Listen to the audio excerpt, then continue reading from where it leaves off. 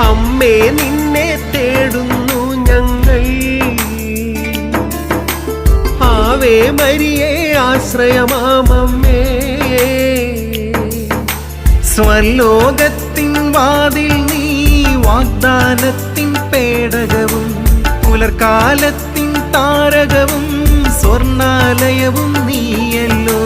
ഈശോയോട് പറഞ്ഞമ്മേ എന്നാകുലമെല്ലാം തീർക്കണമേ. ജപമാലയിൽ അഭയം തേടുന്നു ഇനി ആശ്രയം നീ മാത്രം.